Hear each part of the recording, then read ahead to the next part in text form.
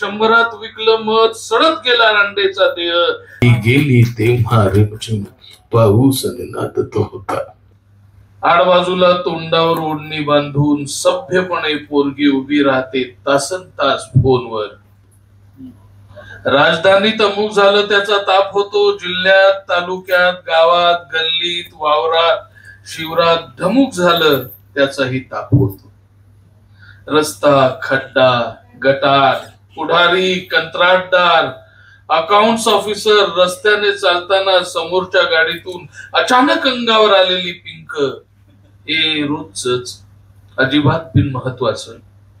हुतात्म्याच्या स्मारकाच्या सावलीत फाटके लोक जुगार खेळतात. महात्म्याच्या जयंतीच्या मिरवणुकीत कुणाची सा बेभान जगा वाऱ्यावर उडतो गावभर. आडबाजूला तोंडावर ओढणी बांधून सभ्यपणे पोरगी उभी राहते तासन तास फोनवर. काय संबंध असतो आपला पण आपल्याला ताप होतो. काय संबंध असतो आपल्याला आपला आपण आपल्याला ताप होतो. हा धर्मनिरपेक्ष तो जातीयवादी, हा बालिश ती 100% टंच माल, हा मलूल वयस्क लेखक ती काट्यावरची कवयित्री, हा रेशन दुकानदार तो संस्थेच्या शाळेतला पोटापुरता मास्तर. काय संबंध असतो आपला पण आपल्याला ताप होतो. कुणाच्या लहरीपायी सीमेवर बेमौत मेला रामा वाडकर.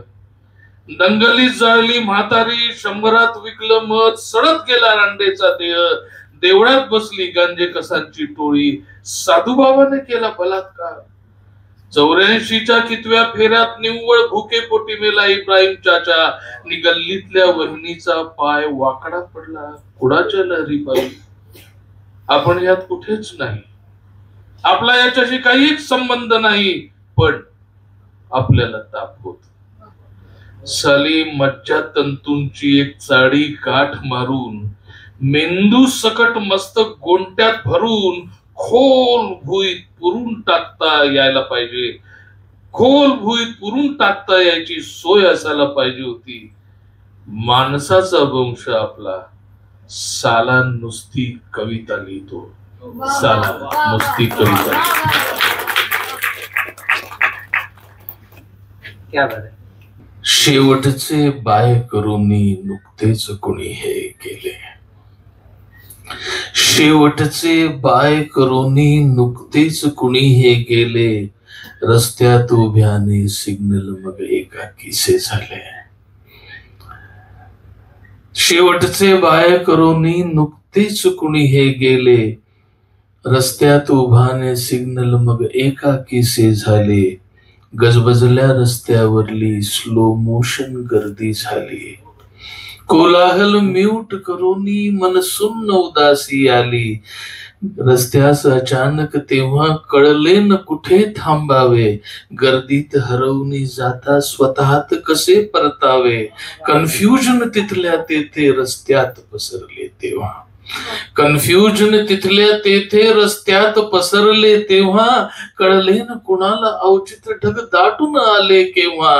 थांबून अचानक गेले मग सिग्नल ट्रॅफिक वेडे. का अंधारून आले हे पडलेले त्यांना कोडे.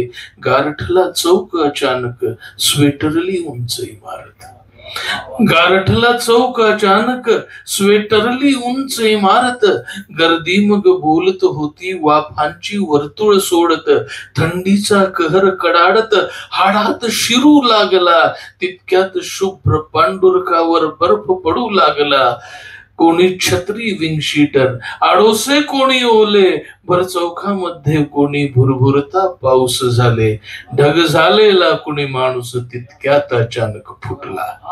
ढग झालेला कुणी माणूस तितक्यात अचानक फुटला. पाण्यासम लिक्विड बाकी ठाऊक नव्हे तो कुठला.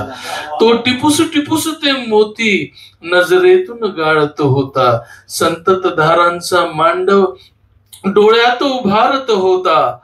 आतून फिरस्ता होता, बाहेर उभ्यागत होता, तो कोण विरळ धुसरसा माणूस धोक्यागत होता, जो ओल्या आवाजाने ओलाच पुकारत होता, घर कोठे आहे माझे चौकास विचारत होता, त्या रात्री वारा निर्जन चौकातून बरळत होता त्या रात्री वारा निर्जन चौकातून बरळत होता, ती गेली तेव्हा रिमझिम पाऊस निनादत होता, ती गेली तेव्हा रिमझिम पाऊस निनादत होता.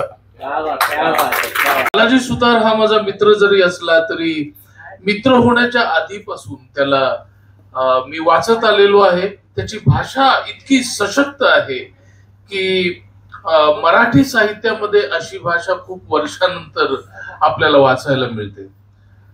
आज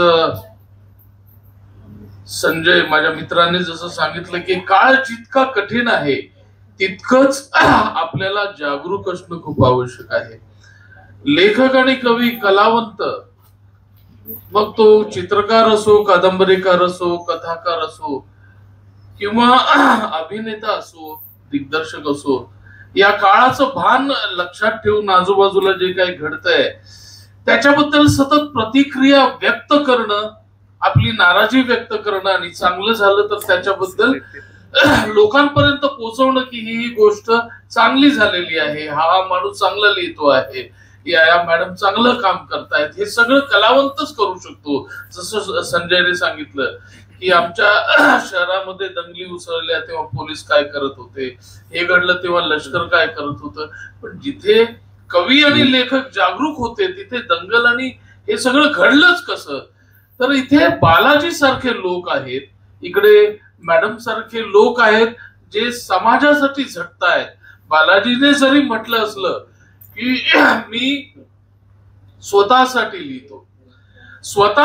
लिहितो म्हणजे स्वतःचं मनोरंजन करण्यासाठी तो लिहित नाही. त्याच्या 2 शतकांच्या सांध्यावरल्या नोंदी, हे याच्यातल्या 8 कथा तुम्ही जर वाचल्या तर तुमच्या लक्षात येईल की समाजामध्ये जी अस्वस्थता पसरलेली आहे, जे इंटरनेटमुळे जे काय झालेलं आहे, जागतिकीकरणामुळे जे काय झालेलं आहे, शेतकऱ्यांचं जे काय झालेलं आहे, सामान्य माणसाचं जे काय झालेलं आहे, खेडेगावाचं जे काय झालेलं आहे आणि खेडेगावाचं शहर होत असताना माणसांचं जे काय होत आहे, आपापसातल्या संबंधांचं काय होतं, या सगळ्यांबद्दल तो अतिशय तीक्ष्णपणे लिहितो, अतिशय आपल्याला रिलेट करता येईल असं लिहितो आणि म्हणूनच त्याच्या कथा आपल्याला सगळ्यांना खूप आवडतात.